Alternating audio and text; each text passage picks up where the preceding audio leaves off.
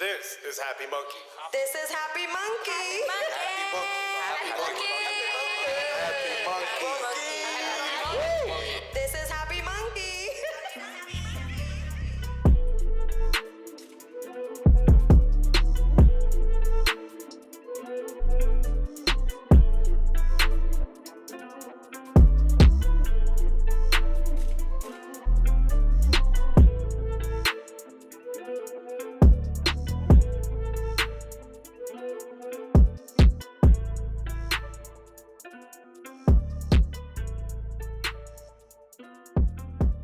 Hello, no one is available to take your call. Please leave a message after the tone. Yo, what's good? Happy Monkey. You know how it be out here. You know how it is. I'm just smoking on some of that Silver Kush right now. Shout out Happy Monkey. Shit is super fucking bomb. I'm getting ultra mega high in the morning because fuck it, we fucking locked down and I don't got nothing better to do. So shout out Happy Monkey for supplying the high, and I'm gonna just fucking be smoking all day. That's how it is. That's how it be. Alright. Peace out, New York. What's going on, everybody? This week, the podcast has a sponsor, ArdentCannabis.com. They're known for the Ardent Nova, which is a decarber, but now they have a new Ardent where they decarb and infuse in the same device. So if you use our code MONKEY, MUNKEY, when you're checking out, you get $30 off your purchase. So please go on and check them out. They got a bunch of other devices. Hey, you might get lucky and find something that'll help you cook in your kitchen. Enjoy. Also, at the end of the podcast, stay for a little bit because we got a new segment right after the interview.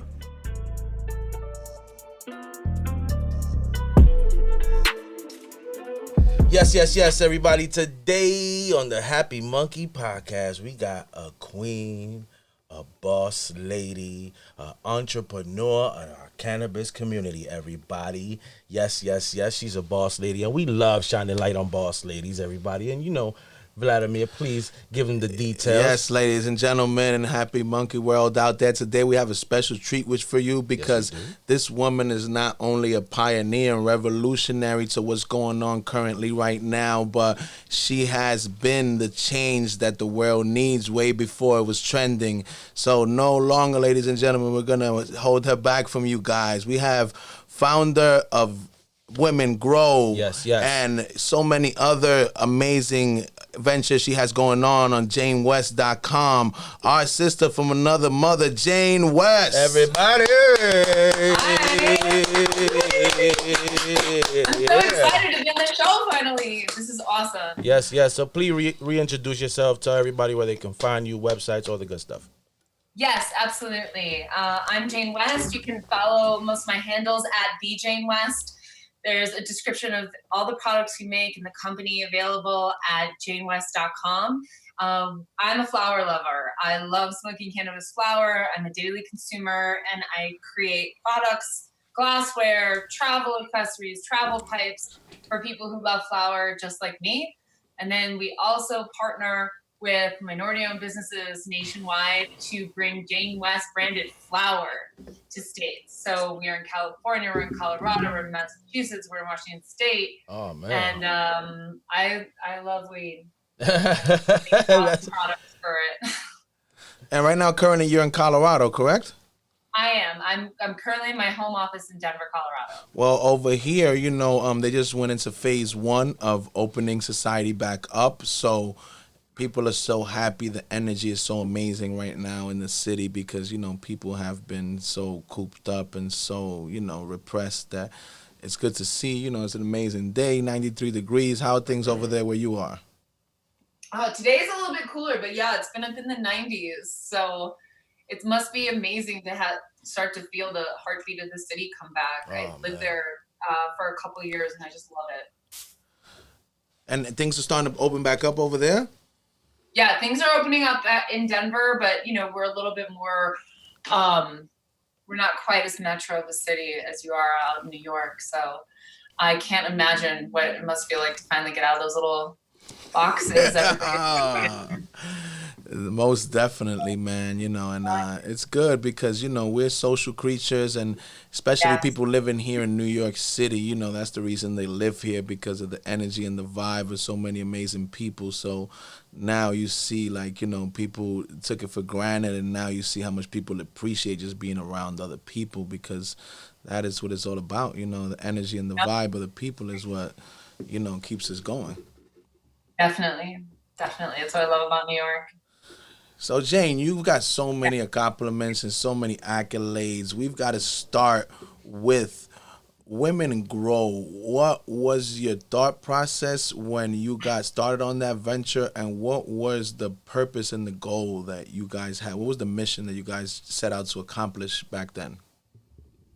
So in 2014, Colorado legalized adult use cannabis. And at that point in time, I wanted to start an events company where you could consume cannabis on a Friday night in an art gallery with your friends and listen to live music and have catered food. And so I started an edible events, and it was a cannabis-friendly event company that was so popular that I partnered with the Colorado Symphony Orchestra for a series of fundraisers Wow. we were written about in the New York Times. Crazy. And everything was going pretty well until the city sent a SWAT team to put an end to the event.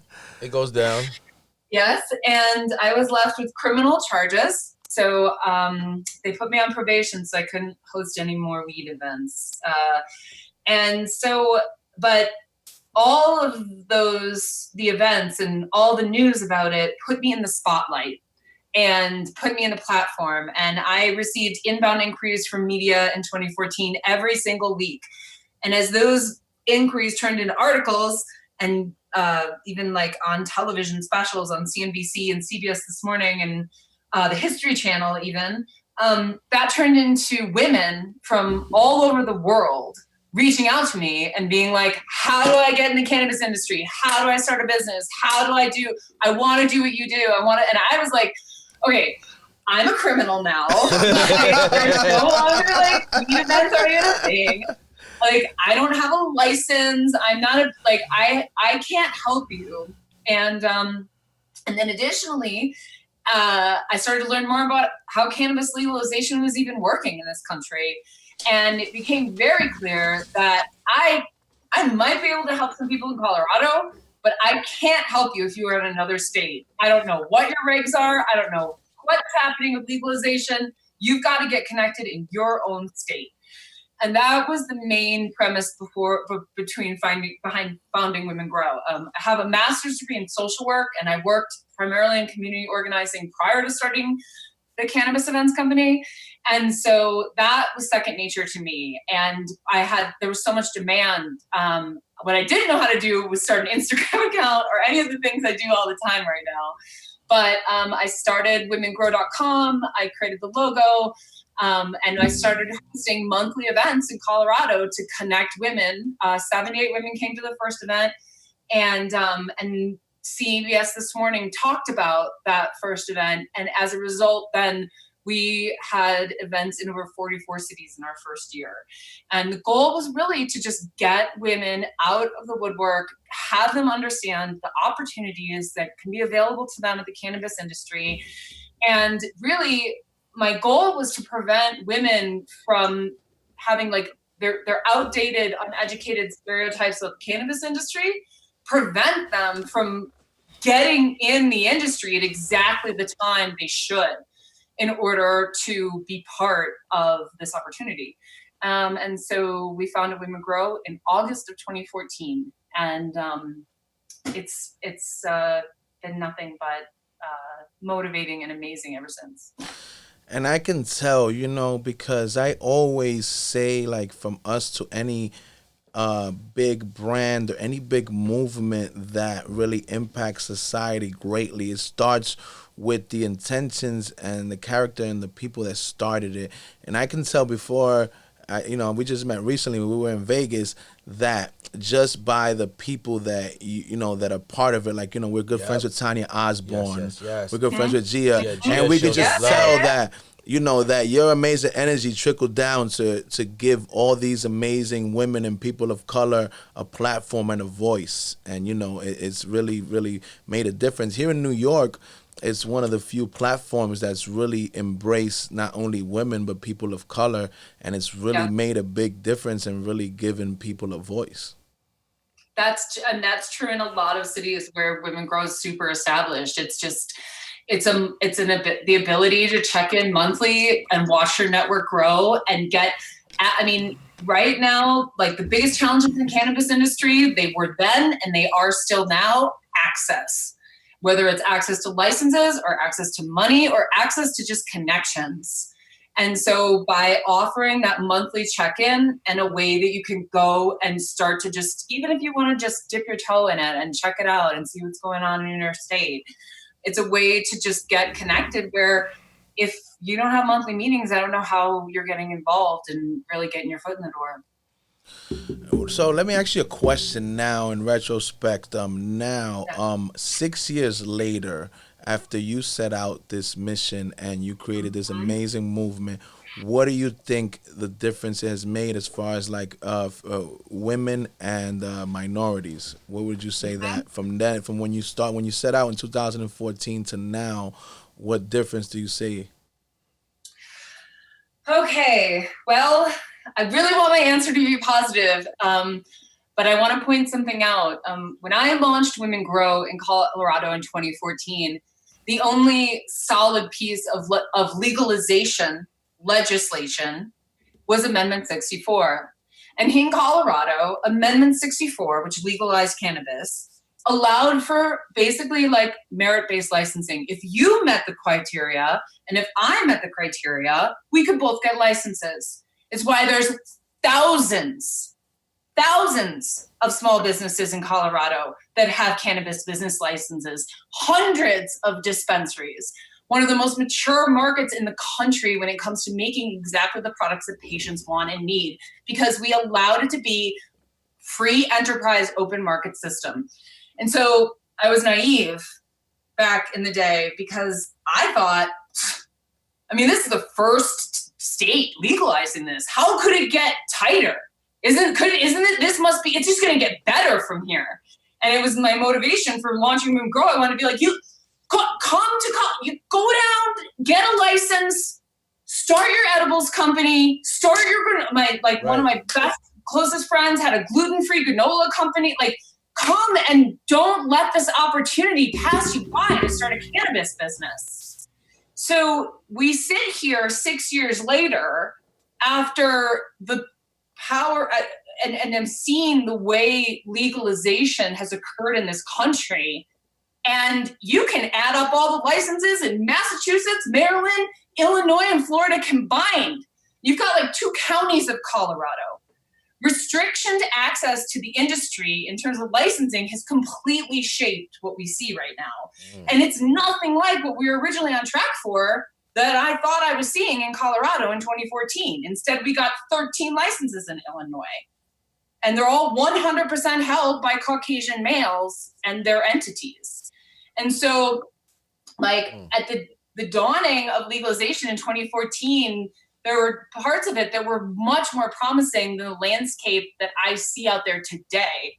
But I do think that the tides are turning. I do think that people are starting to realize that these application processes and these regulations, the ink is fresh in those books. They just wrote that. And the barriers to entry that were put in place, those can be unwritten. You look at a state like Oklahoma, where you just go down to the courthouse to get your license. When people call me from New York and the East Coast about wanting advice about starting a cannabis business, sometimes I think I should just tell them to move to Oklahoma. Actually get a license and start a cannabis business. So things have come a long way in terms of, but there are the promising things that we've seen in the past 6 years are going to be on our side, on the right side of history, especially if we can start getting more access to licenses. Because 6 years ago, prohibitionists could say, what's going to happen to the high school students? Well, now we know. We have public health data showing that overall illicit drug use among teens in Colorado is down. They don't have that guy to go get all their products from, right? I mean, our roads are just as safe in Colorado. We've generated over $1 billion in tax revenue, and there's 2 million fewer people in Colorado than there are in New York City alone. So, like, we have the data, and especially the public health data, to support that having a dispensary in your community increases housing prices.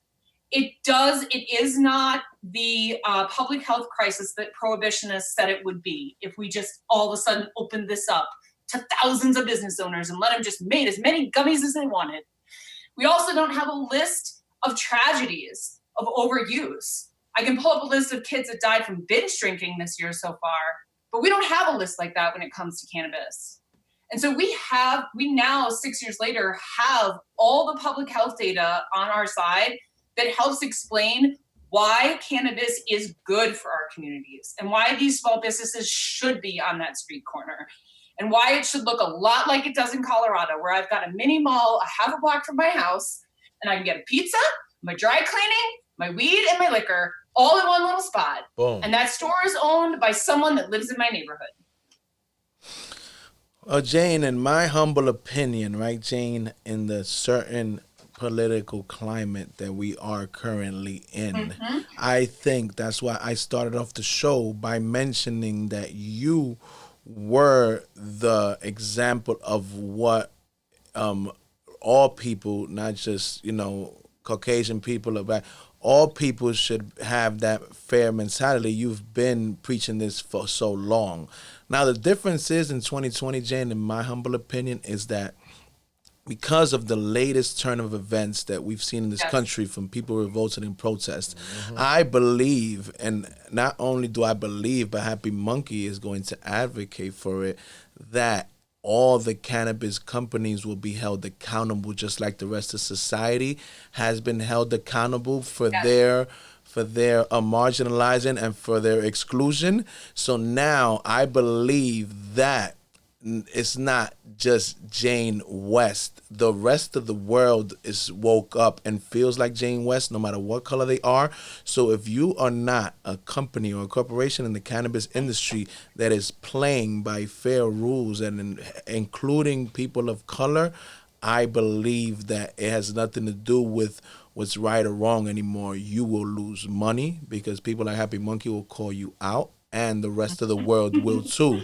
And I think that all your hard work and everything you've been preaching is about to come into full effect in the near future now, because it's not just the few, it's the many.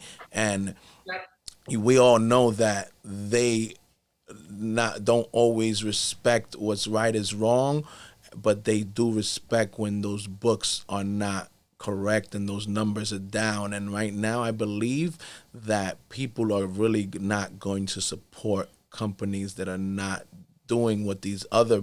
So I see it happening on a larger scale. You see Bank of America donated $1 billion, Nike, this, that, and the third. I believe that that's going to transition to the cannabis industry. And if you're not playing ball, I don't see you having a bright future in this industry. Right now, like you see that quote that's always on Instagram or Twitter and stuff like that. Your silence right now is violence right now. So if you're not taking a stance at some point, you're definitely gonna be looked at. And if you're not living in the future, because that's what we living in, that's it. The past is the past, and we trying to live in the future. And if you're not living in this future program that we trying to live in, it's kind of like over for your company. Right. What do you think about those apples, Miss Jane West? Well, I hear you loud and clear, and I am hopeful I am hopeful for the future as well. I try to, whenever possible, like my company is 80% held by women and people of color. I have 22 investors, the majority of which are minority. And because ultimately owning a successful cannabis business in this day and age could lead to a change in generational wealth for those involved in the business. I mean, this is really important, even access to be able to invest in a company. From what you're saying, the one thing so my point was, I try to find businesses that are doing it right and shout them out whenever I can, instead of pointing to the bad apples on the ground. And right now, the biggest challenge I've had in the past 30 to 60 days, as this has really started to like bubble up and I want to like be able to speak directly to the important companies doing the right work, is the lack of transparency. So one way that what we're talking about, the customers, cannabis customers, will be able to use their dollar and the power of their dollar to speak to what they want to see. That company we have to know who owns that company. It's stunning to me that monopoly licenses to sell a regulated product that people still sit in prison for, that it is not readily available to me who the individuals in this state are that won those licenses. Like right now, one of my biggest challenges is to just figure out who are these people who won these licenses? Who are these 30 groups because I want to track them. I want to know who the good players are. I want to know who's putting diversity first.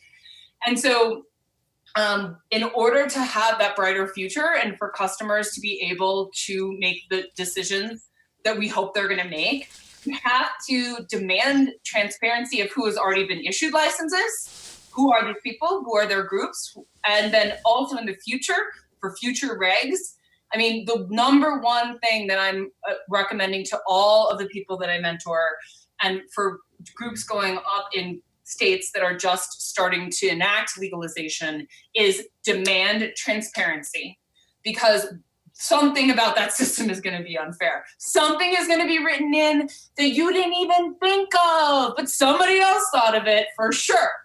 And while you were trying to put out fires and fight for justice in one area, a whole nother system was being built on the other side that you didn't even see. Like we say in Maryland, where the first whole round of licenses were issued, all primarily went to 100% Caucasian male-owned businesses. They said, "Oh no, that's fine. We're gonna get all the minorities in the next round." But you know what else happened in the next round? Anyone with an established cannabis business was eligible for a whole nother round of licenses that unless you already had a license, you couldn't have access to. And it's a perfect example of the type of thing where if you just keep demanding transparency, at the very least, you'll have the best bet of seeing it coming and being able to make sure that you are advocating for yourself and your business and the people in your community to own those businesses. And you know why I feel confident about what I said, Jane? Because, like I said, if it's just Happy Monkey and Jane speaking into these things, then it's going to be hard, because society's so big. But I'm going to give you a perfect example. Recently, I was telling Ramon, I just watched an episode of the Patriot Act with Hassan Minaj, which has nothing to do with cannabis, and he had a whole episode about the disparity and the lack of inclusion in the cannabis industry. So that's what I'm trying to tell you, that it's not just Jane and Happy Monkey anymore. The world has awoken, and people will be calling out the people that are not playing fair. So I think if there was ever a time in history where things will start getting maybe not as fair as we want to be, but as close as possible, it's now. That's the time. Also, right, when people are going for licenses, I mean, you want to play nice. You're in competition with these other people. So, the more voices calling out unjust licensing, the more people demanding access to participate in the industry, the more change we're going to be able to see. And the one thing I just hope everyone remembers is that this just started. There's still people in jail for the same thing that you're being licensed to do right now at this moment in time. The ink on those laws is barely even dry. And if you're not happy with what was written, maybe instead of trying to play the game and fill out the application and wait in line, we need to take a close look in some of these states at exactly what arbitrary barriers to entry were put in place and get those removed now. See change now. These rates are brand new, and it's just a plant. It's just a plant that we all want to have the right to plant and try to sell. Basically. So now we gotta get into something because, of course, everybody knows about all the amazing things you've done as far as a company and in this industry. But we like to go deeper, a little bit more personal, so people can understand the other sides of Jane West. Walk us through the first time you consumed cannabis and how did that love story start? You ain't gotta be so formal about that one. When's the first time you got high? Okay. Come on. Well, I was born and raised in Wisconsin. Wow. Come on. Yeah. Is that not like the whitest state in the world or what? What's It going is. on? It is. I know. I trust me. I know. So I was born and raised in Wisconsin. So you're a Green Bay fan. You're a cheesehead. Maybe. I'm a cheese head. I do love cheese. I mean, Wisconsin was a different place when I grew up there. It was a different place with like a different political climate. But yeah, no, I mean, the thing about Wisconsin is there's more bars per capita than any other U.S. state, and like drinking is very prevalent. And so when I first started consuming cannabis in my teens, it was definitely my like preferred substance of choice. Like I was at a summer camp, I was a camp counselor. Was it frowned upon? It was frowned upon? Well, yeah, I mean, we were sneaking out, definitely. And I was at a summer camp. I was a camp counselor. Some of the other counselors invited me out on one of the nights, and we went out to the horse barn. And it was the first time I had ever consumed cannabis. And I mean, I just have like the best, like, I had a really wonderful first experience. Like a dewy horse field, like under the stars. And I really think that, you know, that those first couple experiences with cannabis, especially like,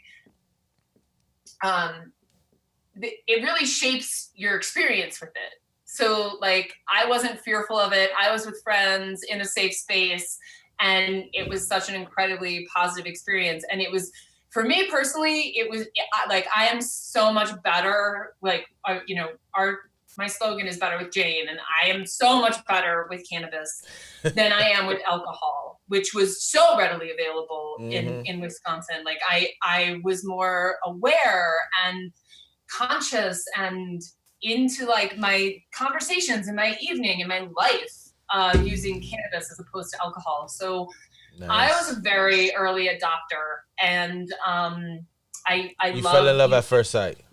Yes. So walk us through the details of that first experience. Right. Like, was it a joint, a bong, a blunt? It was a joint. It was a really big joint. There was a really big joint, and we shared the big joint in a horse barn. And then we had more of it, but no one had a pipe. And then so someone, what kind was it? Do you remember what kind of weed was it? Was it like some like garbage? Was it like some brick weed? It was like weed in a bag. It was like whatever showed up. It was 1992 Wisconsin weed. Oh yeah. So yeah, I was probably smoking some seeds and stems. And we just to like know how like what like ridiculous. Then the joint was gone, and then we didn't have a pipe. So we emptied out a cigarette to try to make another one, like a stuff in a pre-roll, you know? I remember, I don't know. I remember we did another round, and we laid in the grass, and we were in the middle of a horse field, and I was a fan from day one. I was like, how am I going to get more of this? How do I get more? I want more. So that's how the love story with Jane and cannabis. With Jane and Mary Jane. Mary Jane and Mary Jane. So fast forward now, what are your favorite, what are you smoking on now? What are your favorite ways to smoke? Yeah, you said earlier, I'm gonna come. I pulled out my bong. What you got on that bong? My bong I designed. So I love all of the weeds. Like they're really, you know, I'm a flower smoker. I'm not as much into concentrates, and I love edibles, But I prefer to just microdose those throughout the day or use them in a targeted manner for like working out, hiking, or creative projects. But I smoke pot every day, and I love variety. I think that I would not like. I don't know what you guys are like, but like I go into the stores and I get all different varietals. I like to buy my weed by like the gram, so I have all different things to choose from. I'm known for mixing them up. I have two different grinders, one that's white for day. So basically, I find growers all over the country to make Jane West branded cannabis. And so I'm trying to simplify the buying process for people, right? Because like sativa, indica, those words, they don't mean anything. I mean, they mean something, and we kind of know what they mean, but there's no ISO standards to say this is or isn't this, right? So I try to simplify the buying process by just saying this is day and this is for night. the night. Yes. Boom. And so I like that. And that also transcends like language barriers and communication between the bud tender and the final customer, like day and night. It's pretty easy. Ramon's been using that language for a while because even though we've been smoking for 20 years, but you know, we have been lacking the knowledge and the information. We recently learned how to smoke different strains for purposes, like you said, in the last couple of years, because we didn't know this is daytime weed, this is nighttime weed. That's it. Right. Well, when I lived in New York, 99 to 2002, and yeah, like I got weed delivered. You didn't have a pick, you didn't have a choice. You're just like, here. Yeah, whatever he had, Give me your money, right? So, so I totally get what you're saying. You're just, and you smoke the first puff and be like, oh, okay, it's good, I guess. Well, okay, fine. But now you get to be picky and everything, and so I select. So what I do is I meet with the grower. So, because that's the person whose opinion and preferences on the flower is not getting down to the end customer. It's usually the bud tender that's like, I like this, I like that, da da da. But I meet with the head growers at each of the companies I partner with, and then we select a few varietals for day and a few varietals for night, and then they take their amazing weed they've grown and they roll it up into tiny little joints, because I like my joints tiny and strong. And they're Jane West joints, and that's how it works. So I'm trying all different varietals all the time. I love sun-grown. I feel like there is a difference. I feel maybe it's completely psychosomatic, and I just believe it in my head, but I believe that cannabis grown under the true light of the sun outdoors tastes better and has a more holistic effect. Is how I would describe you it. are totally correct, Jane. And we feel the same way, and I'm gonna tell you why. Like, we've had the fortune of having a lot of close friends that are growers, and what they have all unanimously told us is there is no light on planet Earth as far as indoor that will be replacing the sun. Doesn't exist. Yeah. That's what I tell people all the time too. I'm like, okay, so first of all, not only do the regs mean only a few people get to do this, they're mandating that they replicate the heat of the sun in a cinder block building, and then you got to get all those AC cranking so you don't burn it all up, like because you're on the sun, right? And the amount of energy that we are putting into making slightly subpar flowers, because we all just agreed we kind of love it outdoor grow, right? It's mind numbing. I mean, I guess you got to do that up in Canada and in like cold climates, but in places, like Oregon and California and other locations, like outdoor grows is where it's at. And the reality is, in my humble opinion, is, because we always thinking in the future, as Ramon said, in long term. The long term will be when it goes federally legal eventually, and they really let scientists get inside of labs and really see all the actual benefits that cannabis has. We will see a shift of our cannabis coming from the places that have terrain like California, South America, the Caribbean, etc., and those will be the top exporters in the world, in my humble opinion. I agree. I think the sativas that I have smoked at the equator, that were grown at the equator, are some of the best weed I've ever had in my life. Like just growing the strains that are like endemic to those countries and letting them just like grow in the heat of like the 12-hour day of the equator. I mean, that's like where I had a Durban poison last year that I was so notable of like a different impactful experience that I'm convinced when exactly what you just said, that like geographics, like once there aren't these arbitrary laws preventing us from shipping a product that we still haven't killed anyone with, across state and country borders, I think things will get really interesting. But that's one of the reasons why we got to fight to have as many players in the game as possible for when that moment comes. Well, Jane, I want to ask you something that I really, we value your opinion because you have so much experience in this industry. The way we look at this time in history right now is like it's going to be like in the Bible you have BC and AD. This is going to be like pre-COVID and post-COVID. So my question to you is, what differences do you see in the cannabis industry and in the cannabis lifestyle from pre-COVID to post-COVID, the new normal? Okay.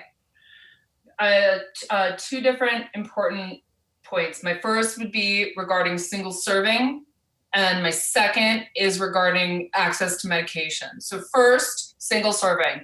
I already make my products single serving. Like I don't want to race you to the end of a joint. I don't like having to keep in mind like, okay, I just handed it to him, but it was kind of half gone, and I don't know if I'm getting it back, but I'm just gonna wait on it. And then we're all hanging around the circle, and I mean, there's nothing. I mean, this is how good cannabis is that we all do this thing, but like there's really nothing else. We all just suck on as hard as we can and then hand to the next person without even thinking twice. Yeah. And so single serving cannabis definitely is going to be part of the future where you have your own joint, you have your own serving, and like we're coming out with a single serving pre-packed pipe that will be in 5 markets by the end of the summer. So it's a tiny little one hitter that's already loaded and ready to go.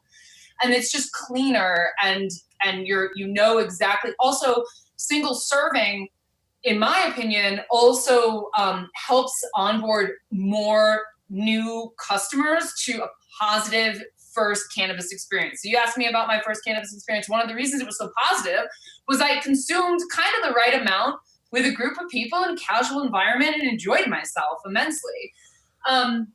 But if you're inhaling, if some of those early experiences you're getting too much, you bought a 1 gram joint, you're a new user, you just smoked half of it, right? We want to make sure that these are positive first steps and first experiences. And by having cannabis in measurable doses, whether that's 0.3 grams pre-packed into a pipe so you know exactly how much you're inhaling, or whether that's a certain size joint that you know exactly how much flower is inside of it, it really makes a difference that you can have that, because one of the number one things people are looking for is something that's replicable and fast acting. And you can write fast acting on the side of all these gummy containers. That's like the newest brand that play in Colorado. Fast acting. But like, I just want it to be good, and nothing is faster acting than smoking, period. That's it's it. Just flower, good old-fashioned smoking. Taking a big old bong hit, period. Smoking like the Indians did. Right. And so, we want people to have that experience, but just have it measured. So single serving, I think, is number one. Number two is just about like access to medication overall. So now that we know and have more and more, we need a lot more research and study. I want to be abundantly clear. I'm not like saying we have any like of the answers, but we do have significant large groups that are moving and pushing behind cannabis legalization because they have anecdotal and rudimentary clinical studies proving that cannabis helps them, whether it's Crohn's disease or PTSD or postmenopausal symptoms or people with different seizure disorders. I mean, the list is so long of different groups that know that some form of cannabis drastically helps their medical conditions. And I think, with the changes that are happening economically to this country and the completely broken healthcare system that we have in place.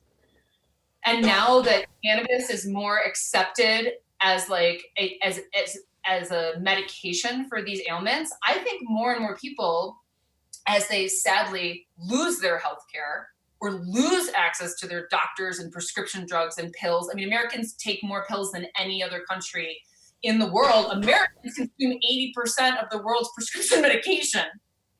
And so I think once people start turning to cannabis, where you don't like right now, if I want to get some anxiety medication, and I don't have health insurance, what do I do? Where do I go? What doctor do I get to write me a script for what? And how much do I pay for that Xanax? And how often do I need more of it? You know? But in a lot of states, I can go get a medical recommendation for a fee and then have access to all these medical cannabis products that I pay directly to the store for, which in many cases solve the same ailments that prescription drugs were doing.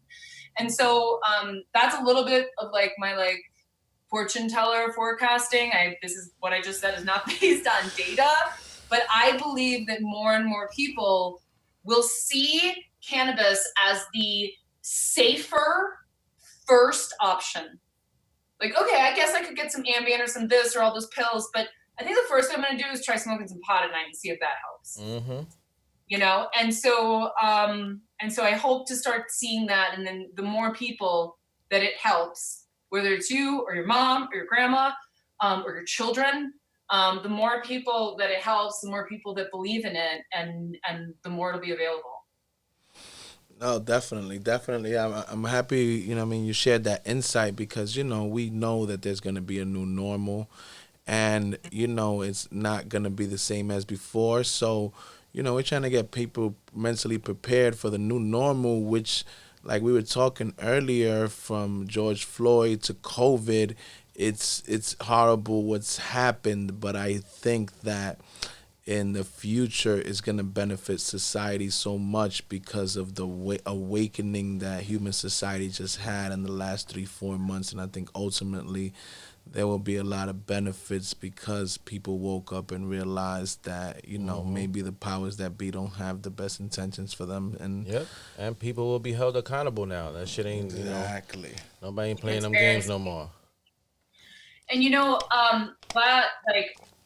like I said at the beginning, my first business in cannabis, this logo behind me, Edible Events, like my goal was to, bring cannabis out of the woodwork and show how many different people and how many different groups can enjoy it together. It is a social drug, right? And so what you've done in New York, with your starts with Happy Monkey, I see like social use to me, it has such a potential massive role in the restarting of our economy. And like, this is definitely one of like Jane's crazy thoughts, because I don't know how many social use. We want it. We want the crazy thoughts. But like, how many of these restaurants are shut down? How many of these big box stores are shut down? How many of these retail places? And all people are looking for when it comes to consuming cannabis is a goddamn space to come together and do it without getting in trouble. That's it. And so, we're going to have a lot of those spaces available. And like, I know, the Puff, my friend Heidi Keys from 2014 with Puff Pass Paint, with the paint, painting in cannabis. Come on. Yoga in cannabis. Awesome. Right. CrossFit and cannabis. Yeah. Well, actually, I don't think we're supposed to talk about CrossFit anymore. Never mind. Sorry. I just meant hard exercise classes and cannabis. It's just, it just goes with everything. Like, all of the things. Like, it enhances your life. It makes your life better. Activities you would do in these open storefronts and retail spaces that are now going to be barren and empty. And also, like, we're not talking about when, the successful cannabis event spaces that I've interacted with over the past 6 years are really just a big open room. That's with it. And because you can move the tables around, you can move the chairs around for your different events and what you do. Like the guys at the Comeback Daily in downtown New York, right? Yes. All different classes in that big open space. that's what we have, big open spaces. We're not even talking about putting a bunch of inputs in. And most of these restaurant and bar locations have tons of parking. Yeah. Like, and it's crazy so, that that we both started like same like you mentioned Basically, same earlier. dynamic. We started with just like we know there's this void that in New York where people can't gather without alcohol being forced upon them, without other things, and we just knew, we had no idea how big the impact would be on the world, that this was just something necessary because we knew we would enjoy it, and it just has snowballed into so many other things, and it's just similar. Definitely. It's crazy to see, like, it's not just us. When you know that's why I always say intention is everything, in character's destiny, because when you start with these intentions, look how many lives you impact, and you're an example of that also. That's why I mention it. Yes, I agree. And the more people that in more places that get out there and step out in the spotlight and say, I choose cannabis, I want access to cannabis, I want to socially consume cannabis in my town, in my city. I will pay a tax to do it. Right. Like, the more people that step out and do that, the more people that will step right behind them. So what do you think, Jane, comparing, especially you come from so many different backgrounds and have been to so many different places. How would you compare the stigma of cannabis when you got involved in 2014 and now? How do you see how the transition with that's been? Oh, the stigma. Yeah, she smokes weed. Like, once Right, upon a right. time it was like that here, right. It's stoners, like. I feel like a lot of the changes that have occurred are actually that it's like becoming less so becoming sexy than becoming commonplace, than becoming like not necessarily what I mean is, like, in 2014 when we first legalized here in Colorado, like there was like High Times Cannabis Cup was the only event that there was, and that is a very specific demo of people. Well, we know now that cannabis is for everyone. It is ubiquitous. It is like coffee. It is like wine. There is not someone that isn't a coffee drinker, isn't a wine drinker, or whatever. Right. Everybody of all sorts of shade, color, shape. And so, like, I think, Everybody smoke. I hope it's becoming kind of boring. Because more, like, I'm hoping it's becoming something where it's like, oh, that's an option. Oh, you smoke pot. Oh, that's not notable. The biggest articles that I had written about me in 2014 were, the title, they changed the title, and it somewhat infuriated me at the time. So the piece was on Nightline, and it was about my event called Red Rocks on a High Note, with the Colorado Symphony Orchestra playing at Red Rocks on a Saturday night for 5,000 people. Okay. Wow. But the title of the video piece, when you go to Nightline, is Pot Smoking Moms Unapologetic About Getting High. Wow. If you take the time to click on it, you'll see that I'm producing an event with the symphony. But, that's the kind of clickbait that worked back then. I mean, I built my brand off of it. People like Juju Chang is standing in my house, like, capturing the moment I say, I use marijuana and that's okay. And that was like so groundbreaking. It made national news 6 years ago. Crazy. So we want to like skip over that part and get it to be normal. And you do it. Yeah, it's safer than alcohol. Yeah. I would rather start to see it not so much in, like, it was really in its own bubble over here, like weed smoke. Everyone knows I'm a weed smoker. Everyone in my life, I've never tried to hide it from anyone ever. So, like, they know I have it. They know it's in my house. Yada yada. But, like, wait, where was I going with that? I was saying, I would like to see it. So it's always kind of in its own little silo and bubble, stoner, like very specific words to also describe the people that use it. But I like it to become more like everything else, more commonplace, and also more compared to things where you're like, I don't know. I think I'm definitely gonna get that joint instead of another beer because I don't want a headache tomorrow. You know, I gotta coach soccer. I'd rather take 2 more bong hits tonight and drink a seltzer water and wake up feeling good.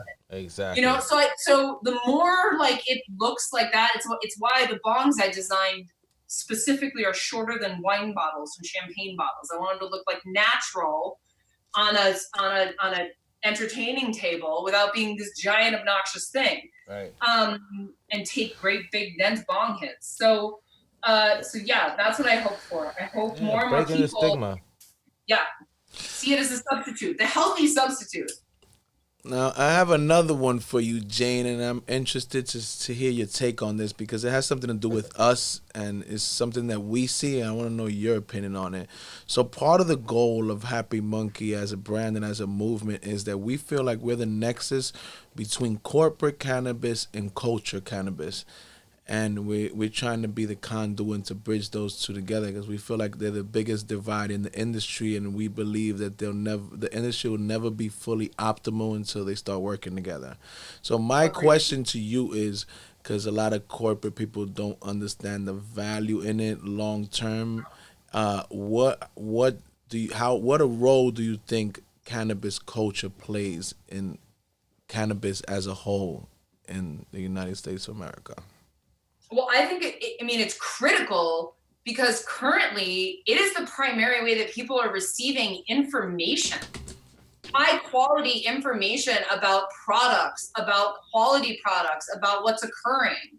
Like, you are a trusted source of information about who is growing, what they're making, and the intended effect to their products. The corporations, they're starting brands. They're taking the vowels out of it and calling it something and putting a tree on the side of it and, trying to sell it to everybody. But as like the experts that you are and other people immersed in cannabis culture, I think of David Beinenstock, who has written several books as well. Like, you're the translators that are key to actually having customers be educated about what they're getting. That's what I personally feel. If corporations, well, I have a lot of very strong feelings about even using the word corporation, and the fact that you kind of need to have one to play in the game right now. But if they don't see that, the problem is for you and I, it's really easy for us to sit here and be like, well, you know what? If they don't see that, well, then they won't get our customers. And we wouldn't, how would customers purchase from them if they don't take the cannabis culture and, activists and the people who were reformers from the beginning seriously? But when you're issuing monopoly licenses and there's nowhere else to go but the one storefront that got one, you don't get to be that picky. Mm-hmm. So, there's another part of this that we just have to really stay on when it comes to access, so that those, again, I started Women Grow because I started this events company. I was in the blink of an eye immersed into, I wasn't starting a business. I was joining a revolution. And all of a sudden, I had 6 of my close friends. One owned a testing lab. One owned a gluten-free granola company. One was just growing weed and having all of her own flower and had her own dispensary. Another was making concentrates. And they knew the concept that there'd be such a disassociation and detachment between the product and the end user 6 years later with this corporate structure that's come up is sad. And we need those people translating, and we need products being made that really fit the market. That's what I think kind of happened up in Canada, why it's such a dud. They just got a bunch of dudes that, used to work at Molson Coors together to start cannabis brands. And they're just okay, I don't know, this one's green and that one's red, and they don't even know why. And so no one is talking to the customer about what's happening and why these products are being made and how you can start incorporating them into your life. And actually that's 1/3 component of this that I should acknowledge, which is many groups are very limited as to what they can and cannot say, or they're self-limiting them because they don't want to be liable. Can you really tell someone this is for sleep? can you really say the word muscle relaxation? Or can you just say rest? Like, what can you say? You are, growing a plant. You are not technically a medical doctor. So what, we're at the same time, while like a lot of what you see, especially in Canada, is super generic, a lot of that is because in many ways we're handcuffed about what words we can and cannot use in order to ensure that we're not like over assuming, you can't be What too it is, specific. yeah. Right. So that's my long answer.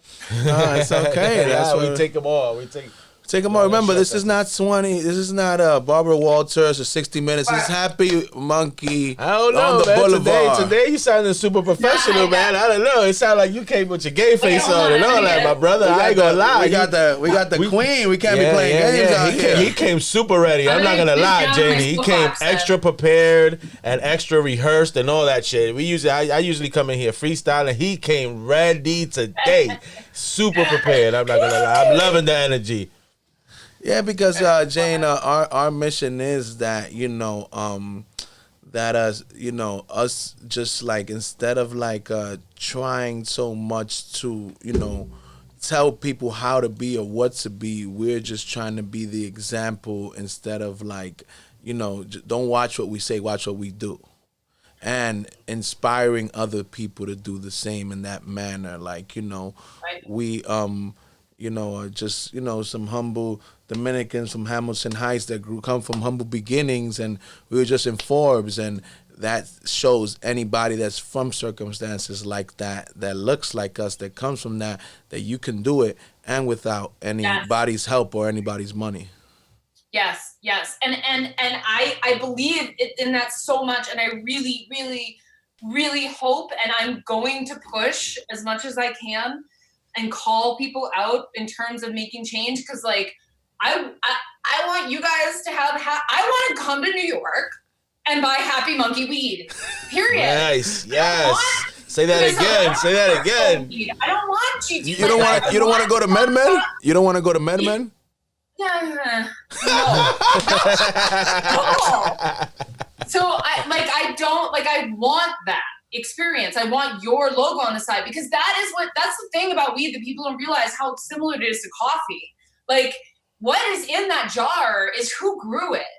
It's a plant. And it's like life. You can pick different strains, but like the environment it's grown in, the culture it's grown in, it makes a difference, in my opinion, in what is in that jar. And if there was simply more accessibility to the market, I believe that you guys have a following. You built something so real, and I know you'd have a customer base if you could sell jars of weed with your logo on it, because I would definitely be one of the first people, and I would know that you would know what was in the jar.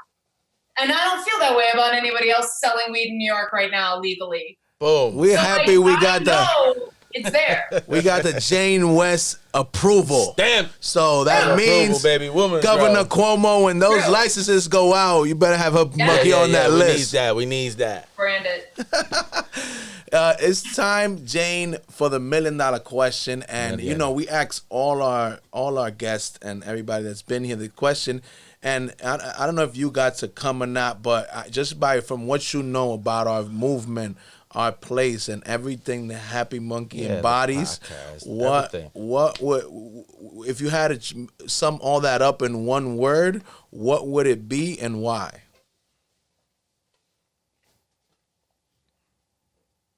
Authenticity. Why authenticity?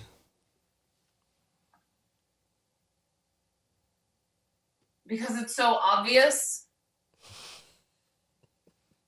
What's obvious, like Jane? things that are truly authentic are obviously they obviously are what they are. Like you can try to be something. What am I trying to say? I know I can tell everything. Like I met you for just a very short amount of time in Vegas, and then when you called last week, like in like 5 seconds on the phone, we were just having like an absolutely totally normal conversation again. And like that's it's obvious, it's immediate, it's not, it's like raw and authentic, to the point that like you just don't forget true authenticity, and it's something that's so rare these days. And I think it's actually because we don't see a lot of it in like cannabis is definitely being branded. That's undeniable. It's being commercialized. Mm-hmm. But is any of that authentic? You know? And so like, yeah, like that's what I think of. I think of authenticity. Thank you for those kind words, Jane, because Absolutely. you're That part was of the people that inspire us and help us see that it's possible, and people that we look up to as a beacon that is, you know, still moving forward in business while keeping their integrity, morals, and principles and values, which we know is a very hard balance. So thank you, because you're an inspiration to us, you know? Well, thank you. I'm glad you guys are out there, and I feel the exact same way about what you're doing. I'm so glad. I'm so glad there's outlets like this. It's so important. That was crazy, guys. I'm not gonna lie. This is a dope episode. I think you went in very well, Miss Jane. You went in. You went into details. I think people gonna love this one. Okay, good. Yeah. I like it. Now, I was gonna make all these notes before, and I wrote like, it's a plant. I wrote equity and investing. It's a plant. Regs are new. Don't forget. Jane, so now before we go, you have to tell the people what should they expect from What should they expect from janewest.com now, the rest of 2020, and all the different ways they can find you and locate you and see all the amazing things you have in hold for the future for them.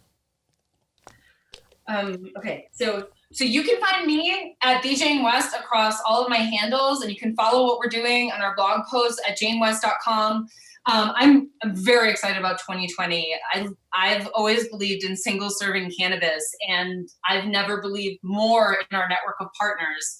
And we're in 10 states now. I have an incredible single serving pipe that I'm bringing to market that is made in America, and I'm really proud of that. And so it's something that, you know, I really think will also improve the cannabis tasting experience, because that's what I love most about glass. So some of my most favorite products and most creative ideas that I've had to date that I've kept under wraps, mainly because I couldn't put the capital behind them.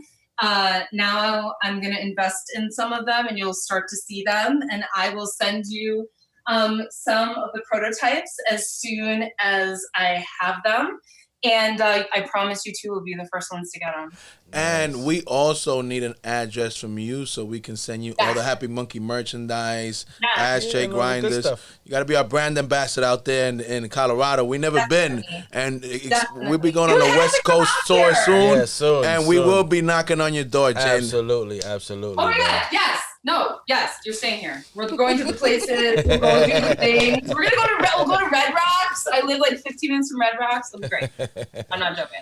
Oh man, everybody in the Happy Monkey world, this was a very, very touching podcast, man, because we want to let everybody know. We know this is some rough times, but you know, right now this is not the time to stay silent. This is the time to actually take a stand. So I'm glad we had this podcast with this young lady who's a entrepreneur and a boss in the cannabis industry, and is letting people know that she will be calling you out on your racist shit. So basically, everybody in the Happy Monkey world, please stay safe. You know what I mean? And we love you. You know what I'm saying? Everybody, like Ramon said, you know, we're dealing with some tough times, but you know, sometimes tough times are necessary to get us to great times, and I think that's what's coming ahead for us. So always remember, ladies and gentlemen, you're too blessed to be stressed. Things will get greater later. For now, Vlad, Ramon, and Jane checking out from the Happy Monkey Boulevard. Peace.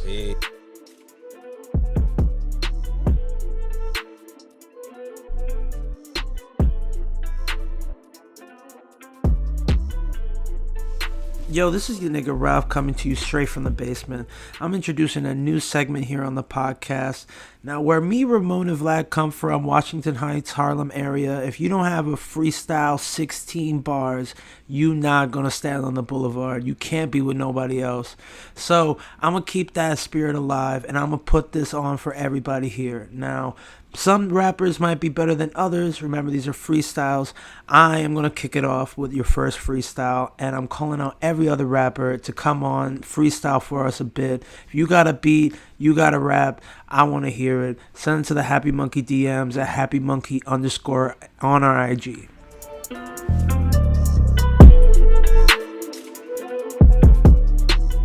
What? I think so. I think I'm Stop up. playing. Get busy, Ralph. Get busy. Huh. Fucking jamming in the back, trying to smoke a pack, trying to do the shit, but niggas thought I was lacking that. But here I am, packing all this fucking heat, about to do the shit. Never find me in them streets, but still never pointing fingers. Trying to do this, never pulling triggers. Never thought I'd ever pop the figures, but here I am, top of my flow, top of my tempo. Trying to do the shit, spitting over instrumentals. Never need no pad, never need no pencil. Oh my god, never thought I'd copy like a stencil. But you line you up, trying to do this, line up, trying to do this shit, but niggas never thought I'd rhyme, huh? Yeah, on the top of this, trying to do this shit cause niggas going trying to topple this. Never thought I'd get this, but niggas making profits, bitch. Flipping like a Judas pack, reciprocal. Trying to do this, never thought my style beat is fucking typical. Oh my god, niggas never thought I'd get it, here we go. Round and round like the merry-go. Trying to do this shit cause niggas never trying to take a trip on the ferry though. Yeah, fucking statin, trying to do this shit. Woo! Freestyles by girls. There you go. Other girls. What's good, everybody? This is your nigga Ralph, trying to keep you fresh with the info from Happy Monkey every single podcast. You already know what it is. If you haven't followed us yet, follow us on Instagram at happymonkey_ or Happy Monkey Goodies. Now remember, that's monkey with a U. Also, if you haven't checked us out, we're on YouTube. So check out our channel, Happy Monkey TV. Keep us current, live, and everything with the culture.